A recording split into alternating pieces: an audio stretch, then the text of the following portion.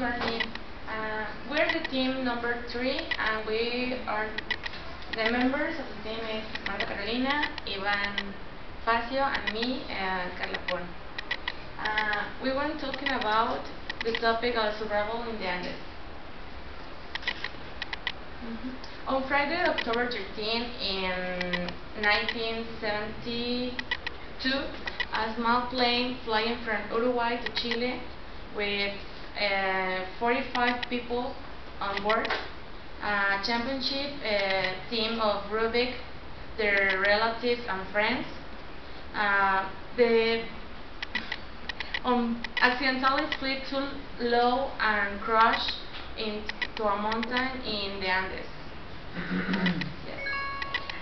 13 people died in the impact of the flight 571, and in the weekends that followed, 16 more will as well, and including 8 people that died for an avalanche. The survivors stay inside of the remains of the aircraft and using thin suit covers for blankets that did not help much to withstand temperatures below 0 degrees Celsius at night, and wait for a rescue that never recovered. After the impact, the survivors only had some boxes of chocolates, wine, and water that they obtained thawing the snow.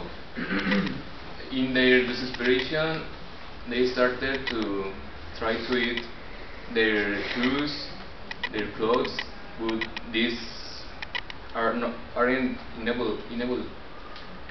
Yes.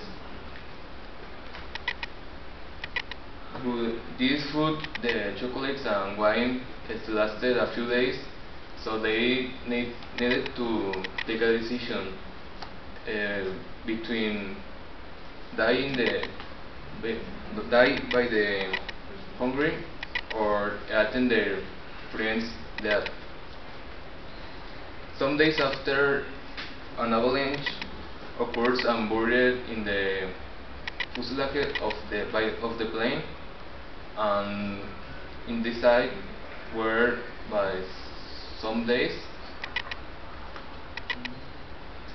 until Nando Parado decided to organize an expedition in the search of the other part of the plane.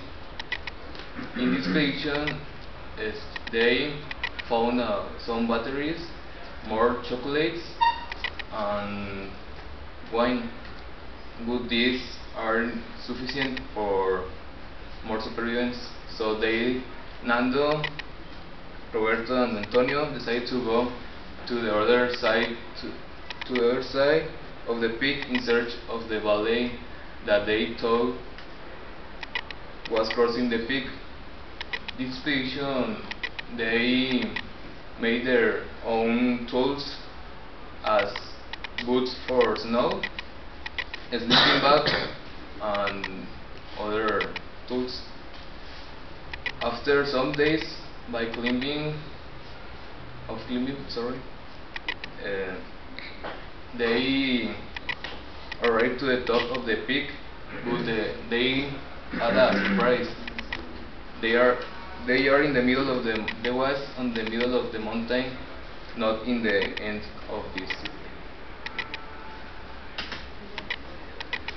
Miranda was able to spot two low summits about 65 kilometers away that didn't have snow.